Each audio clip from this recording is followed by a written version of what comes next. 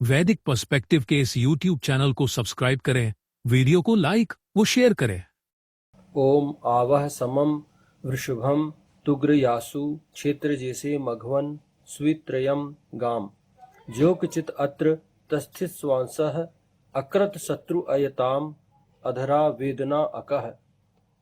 रक्षा की समन करने वाले वृषभ की तुग्रयाओं में क्षेत्र की विजय हेतु हे मघवन स्वित्र गमन की जाने योग्य की निरंतर ही यहाँ संस्थित किया।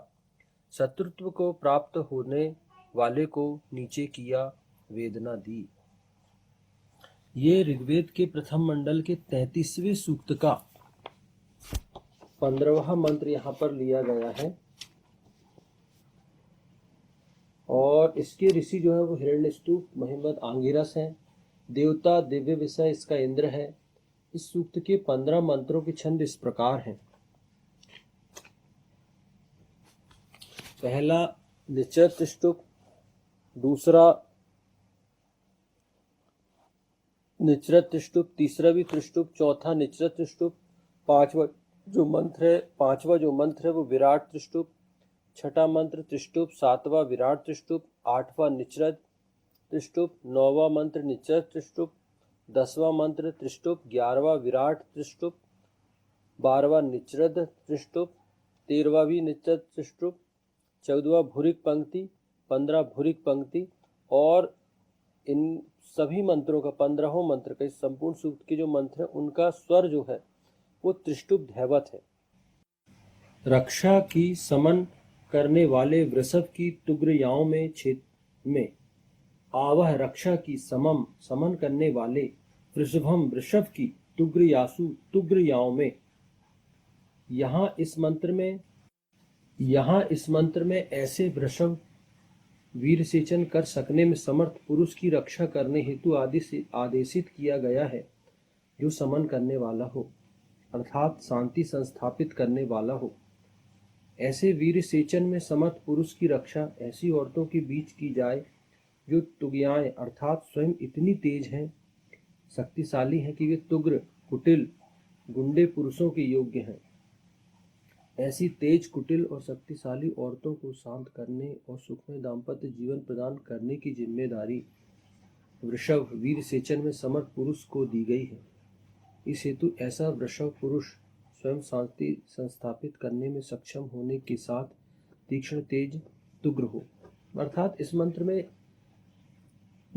बहुत मुख्य रूप से यहाँ जो फोकस किया गया इस मंत्र में जो कहा गया है वो उन पुरुषों की रक्षा करने के लिए कहा गया है जो वृषभ हो, वीर सेचन कर सकने में समर्थ पुरुष, मतलब जो पुरुष हो। ईशान कहता है कि वह पुरुष भी वीर सेचन कर सकने में समर्थ पुरुष, बिल्कुल जो पौरुषत्व संपन्न हो, ऐसे पुरुष की रक्षा करने हेतु आदेशित किया गया है जो समन करने वाला हो, अर्थात उसके अंदर एक विशेषता ये भी होनी चाहिए कि वो शांति स्थापित करने वाला, समन अर्थात शांति स्थापित करने वाला हो। ऐसा पुरुष जो पौरुषत्व संपन्न हो, वीर सेचन करने में समर्थ हो और साथ ही साथ शांति स्थापित करने वाला भी हो। तो ये यहाँ पर एक पुरुष की विशेषता बताई गई है। तो क्यों इसकी रक्षा करनी चाहिए, ऐसे पुरुष की रक्षा क्यों करनी चाहिए, ये हम आगे देखेंगे। अगर हम अपने नायकों को देखें, हमारे संस्कृति में हमारे जो नायक हुए, हम देखेंगे कि वो इतने ही बलशाली थे और उतने ही शांत प्रकृति के थे। तो ये विशेषता उनके अंदर कैसे आती, ये विशेषता ईशान ने उनके अंदर कैसे उत्पन्न की।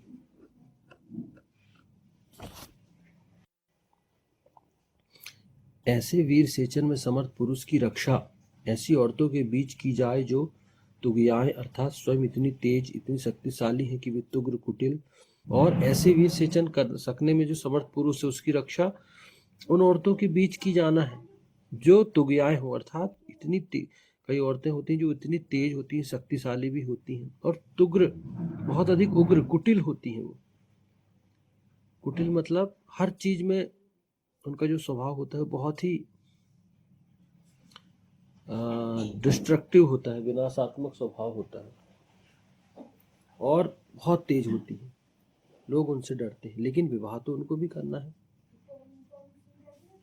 लेकिन यहाँ ईशान कहता है कि जो ऐसी औरतें हैं उनको भी एक श्रेष्ठ जीवन जीने का अधिकार है। तो ईशान कहता है, परमपिता परमेश्वर यहाँ पर ये आदेशित करते हैं श्रेष्ठ पुरुष से होना चाहिए। लेकिन श्रेष्ठ पुरुष कौन होगा जब वो खुद इतनी शक्तिशाली हैं, इतनी कुटिल हैं, और इतना स्वभाव उनका इतना कड़वा है? तो एक आम व्यक्ति तो उनको हैंडल नहीं कर पाएगा, जो नॉर्मल व्यक्ति है वो नहीं कर पाएगा। तो ईशान यहाँ पर कहता है कि वहां पर ऐसे पुरुष, ऐसे श्रेष्ठ पुरुष जो वृषभ हो, जिनका पौरुषत्व बिल्कुल उच्च से उच्च हो, जिन्होंने अपने इंद्रियों को वश में करके अपना पौरुषत्व संस्थापित किया हो, और शांत हो, समन करने वाले हो, उग्र होने वाले ना हो, ऐसे पुरुष इन स्त्रियों का गमन करे। गमन करने था तो उनसे विवाह करे, ताकि ऐसी तेज, कुटिल और शक्तिशाली औरतों को शांत करने और सुखमय दाम्पत्य जीवन प्रदान। कोई भी व्यक्ति के अंदर ईशान ने कोई भी स्वभाव दिया, चाहे क्रोध हो, चाहे गुस्सा हो, चाहे कुटिलता हो, उन सब का सदुपयोग भी किया जा सकता है, दुरुपयोग भी किया जाता है। लेकिन क्या होता है कि जो दुष्ट पुरुष होते हैं वो कभी इस तरीके से सोचते ही नहीं, और उस चक्कर में क्या होता है कि जो उनसे संबंधित औरतें होती हैं, वो अगर उनके अंदर कोई शक्ति है तो वो उसका फिर मिसयूज करने लगती है, दुरुपयोग करने लगती है, दूसरों को प्रताड़ित करने लगती है। तो ये तो एक विशेषता तो है। ये स्वभाव स्वयं शांति स्थापित करने में सक्षम होने के साथ तीक्ष्ण, तेज, तुग्र भी हो। तो यहाँ विशेषता दी गई है कि ऐसा जो वृषभ पुरुष हो, अब पुरुष के विषय में बात कर रहा है ईशान यहाँ पर, कि वो स्वयं शांति स्थापित करने में सक्षम हो, और उसके साथ साथ तीक्ष्ण हो, तीक्ष्ण बुद्धि का हो, तेज हो उसके चेहरे पे, उसके स्वभाव में, और तुग्र हो, मतलब उग्र भी हो वो, क्योंकि वो जब ये विशेषताएं लिए हुए होगा तो ही वो अपनी पत्नी को कंट्रोल कर पाए। दिया है जीवन जीने के लिए।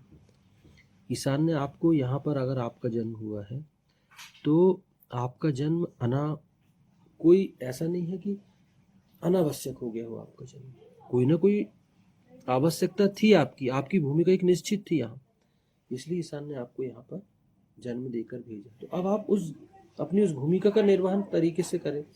लेकिन आप यही कहता है, तिग्मेन वृषभेण, वेद ऋग्वेद प्रथम मंडल 33वां सूक्त 13वां मंत्र। युद्ध करते हुए वृषभ दशध्युम युध्यंतम वृषभम दशध्युम। वेद ऋग्वेद प्रथम मंडल 33वां सूक्त 14वां मंत्र। वीर सेचन में समर्थ पुरुष को अपना निर्माण वेदानुसार करना होगा, तभी वह उस पर सौंपी जिम्मेदारी का निर्वाह कर सकेगा। अर्थात जो वीर सेचन में समर्थ पुरुष है, वृषभ है, उसको क्या है, यही ईशान ने कहा कि उसको अपना निर्माण वेद के अनुसार करना होगा। जो वेद में बताया गया एक पुरुष की विशेषता, वो विशेषता उसे अपने अंदर उत्पन्न करनी होगी, अपना निर्माण वेद के अनुसार करना होगा, तभी वह उस पर जो जिम्मेदारी ईशान सौंप रहा उसका निर्वाह कर सकेगा। उसको अपना दिमाग वहां नहीं लगाना है, उसको अपना निर्माण वेद के अनुसार करना। वेद जैसा कह रहा है वैसा अपने आप को तैयार करना है। वेद के अनुसार यदि व्यक्ति अपने आप को तैयार करेगा, वेद पर आचरण करेगा, तो ये विशेषता स्वतः ही उसके अंदर उत्पन्न होती चली जाएगी। हाँ, वहां आपको अपना तर्क नहीं लगाना कि ये सही है, ये गलत है। वेद ने यदि कोई आदेश दिया तो वो विशेषता हम अपने अंदर उत्पन्न करें। यद्यपि ऐसे पुरुष की रक्षा के लिए मघवन को आदेशित किया गया है, जो पाप विहीन तरीके से धन संपन्न बना हो। अब यहाँ पर ऐसे पुरुषों की रक्षा के लिए ईशान ने मघवन अर्थात जो पाप, जिसने जो धन कमाया हो, जो बहुत धन संपन्न हो, और वो उसका जो धन हो भ्रष्टाचार से ना आया हो, गलत तरीके से ना आया, उसने अपनी मेहनत से उचित मार्ग से उस धन को प्राप्त किया हो, तो ऐसा व्यक्ति होना चाहिए। हर किसी को नहीं बोल दिया ईशान ने, यहाँ मघवन को ही आदेशित किया। ईशान चाहता तो किसी को भी आदेशित करता कि समाज में बहुत सारे लोग हैं जो धनवान हैं, गलत तरीके से धन प्राप्त करके धनवान बने, तो ईशान ने बिल्कुल भी ऐसा नहीं किया।